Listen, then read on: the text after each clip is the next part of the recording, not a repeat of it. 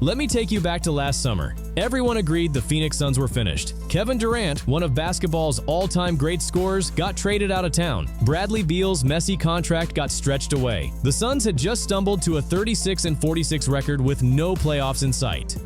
Analysts everywhere said Devin Booker's prime was wasted. They slammed the championship window shut and called for a full rebuild.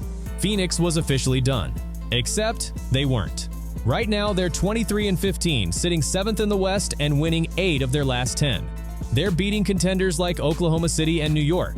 They play physical, aggressive basketball that scares teams. And honestly, they might be tougher opponents now than when Durant suited up.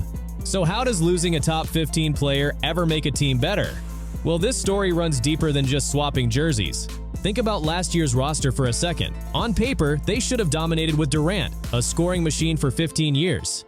Devin Booker brought elite shot-making, and Bradley Beal showed flashes of health. But when games got rough, when opponents brought playoff intensity, that team crumbled. They couldn't battle in the paint or match the fire of real contenders. Effort felt like a choice they switched on and off. And the results screamed it, swept in the first round in 2024, then missing the playoffs entirely in 2025.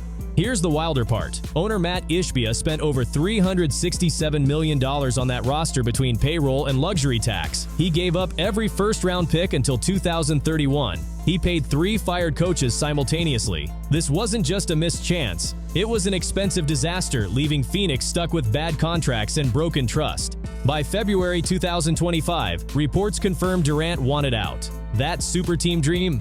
Officially dead.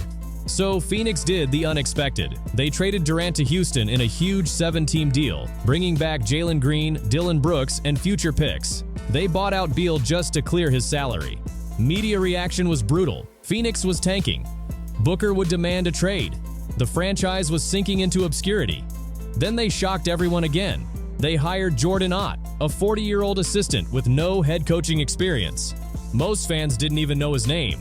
Everyone saw it as Phoenix waving the white flag.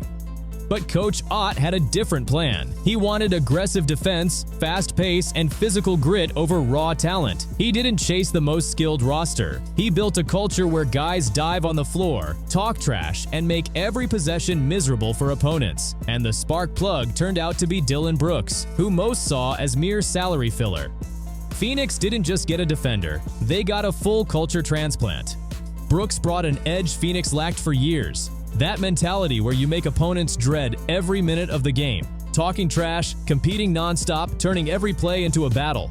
That fire spread through the whole roster. Brooks and Colin Gillespie became defensive leaders from the opening tip.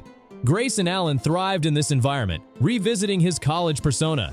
Even Booker got tougher, locking in on defense. They found something rarer than talent, a reason to leave it all on the floor every night. Now this is where it gets real, because coaches always talk effort, but the Suns actually proved it. Look at their glass act. Last year they ranked 26th in offensive rebounding at just 26.4%. Barely trying. This season, 5th in the league at 33.9%. A 7.5-point jump with a 21-spot ranking leap. You don't get that lucky. Guys are crashing the boards while others just watch.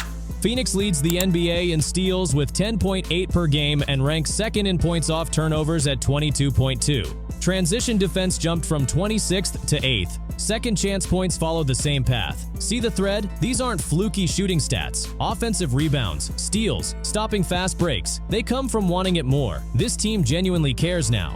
Then there's Colin Gillespie. Rewind 12 months and he was fighting for minutes in the G League. Undrafted from Villanova, bouncing between practice squads. The kind of player who usually vanishes in a year. Now he's starting at point guard with 13.4 points, 4.9 assists, and real defensive impact. But the stats don't capture his will. He hounds ball handlers 94 feet from the rim. He takes charges against giants. He hits clutch shots, like that game winner against Minnesota. If he keeps this up past the All-Star break, he'll be a serious Most Improved Player candidate.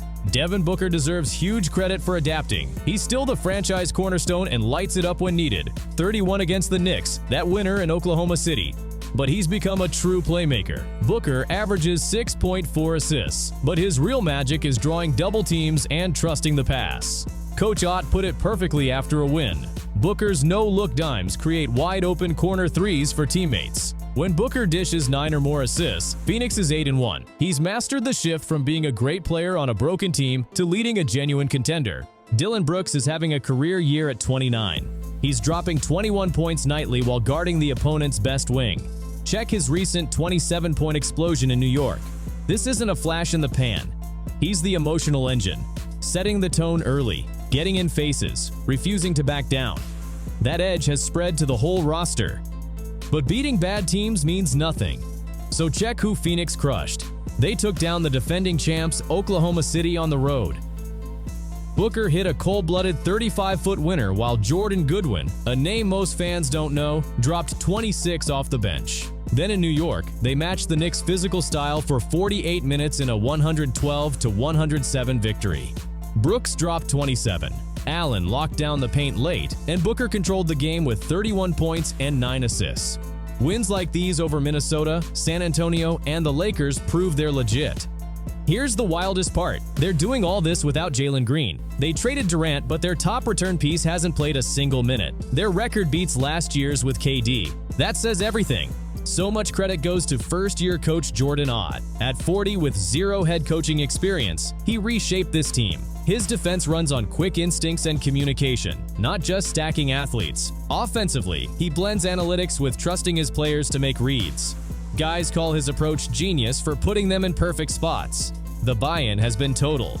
Don't overlook the supporting cast. Mark Williams brings 12.3 points and 8.2 boards with serious rim protection. Grayson Allen's thriving defensively, while Jordan Goodwin gives sparks off the bench. This team's deep and connected. When one guy stalls, another steps up. Phoenix traded away superstars last summer and found something better, an identity. They know exactly who they are now. The team that grinds you down for 48 minutes straight. They'll lock you down, crash every rebound, and make you hate every second. A first-year coach has the whole locker room believing. Booker's lifting everyone around him, and role players are exceeding every expectation. The scary truth for the rest of the West? They might not be done. When Jalen Green returns healthy, Phoenix adds another scorer to a team that already knows how to win. Everyone wrote them off as irrelevant after trading Durant. They aren't laughing now. This isn't the same Phoenix Suns. And by playoff time, a lot of teams will regret not noticing this transformation earlier.